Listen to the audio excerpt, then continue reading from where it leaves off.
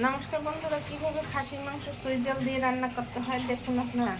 আমি এখানে খাসির মাংস ধুয়ে পরিষ্কার করে নিয়েছি, পেঁয়াজ রসুন আদা বাটা, এখানে গরম মশলা আর এই ডাল মশলা, হলুদ মরিচ জিরা ধনিয়া দারচিনি এলাচ সব কিছু এখানে এক চামচ করে দিয়ে নিয়েছি, মরিচ 2 চামচ করে দিয়ে নিয়েছি। আর এখানে আমি আলুটা ভাজা দিয়েছি, আলু ভাজা হয়ে গেছে, এখন তুলে নেবো। আর এখানে আমি জল গরম করে নিয়েছি, এখন একটা কড়াই দিয়ে দেবো। একটা কড়াই দিয়ে দিয়েছি, এখন কড়াইতে 2 টেবিল চামচ তেল দেবো, বেশি দেবো না, যেহেতু মাংসে তেল হয়েছে তাই কম তেল দেবো। এখন পেঁয়াজটা ভাজা দিয়ে দেবো,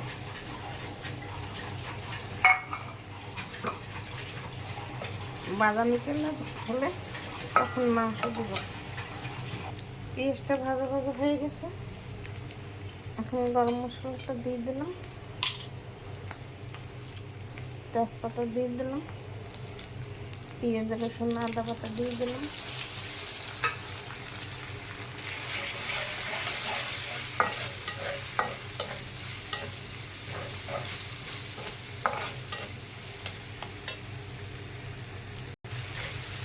মশলাটা ভাজা হয়ে গেছে, এখন একটু গরম জল দিয়ে দিলাম,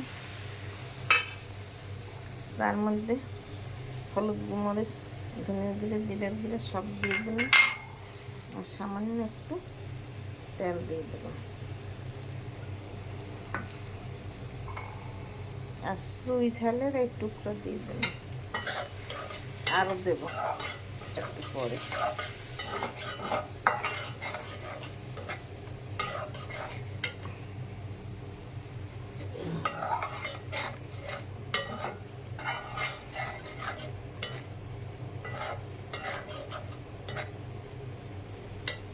এখন মাংস দিয়ে দিলাম,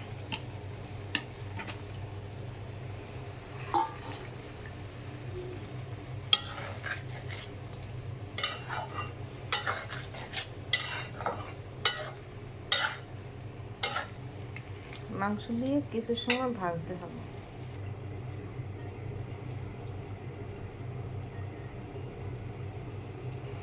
ঢাকনা তুলে দিলাম, মাংস করে সেদ্ধ হয়ে আসছে, এখন আমি সুই ঝাল দিয়ে দিলাম,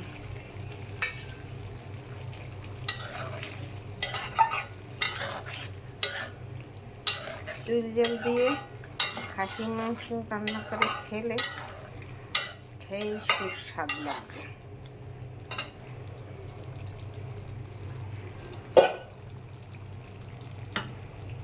আলু ভেজে রেখেছিলাম, সেই আলুটা দিয়ে দিলাম,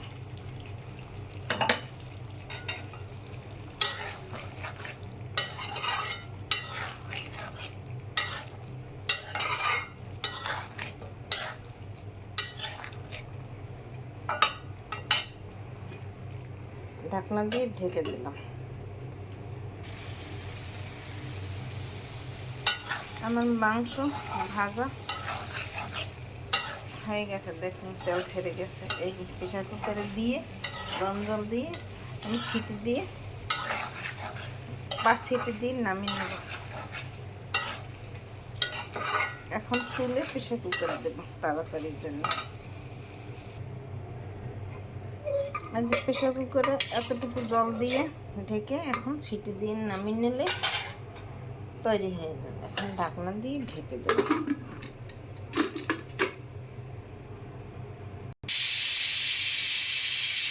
আমার সিটি দেওয়া হয়ে গেছে 5 সিটি, এখন নামিয়ে নেব।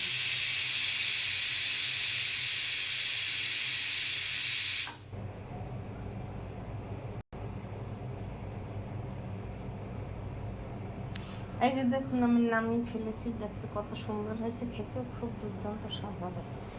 খুলনার ঐতিহ্যবাহী খাসির মাংস দিয়ে চুই ঝাল রান্না আমি সেইভাবে রান্না করেছি। দেখুন তৈরি হয়ে গেছে খাসির মাংস দিয়ে চুই ঝাল রান্না, দেখতে কত সুন্দর হয়েছে, খেতে খুব দুর্দান্ত স্বাদ হবে। আপনারা এরকম রান্না করে খেয়ে আমাকে কমেন্ট করে জানাবেন কি স্বাদ হয়েছে। আমার রান্না তৈরি হয়ে গেছে।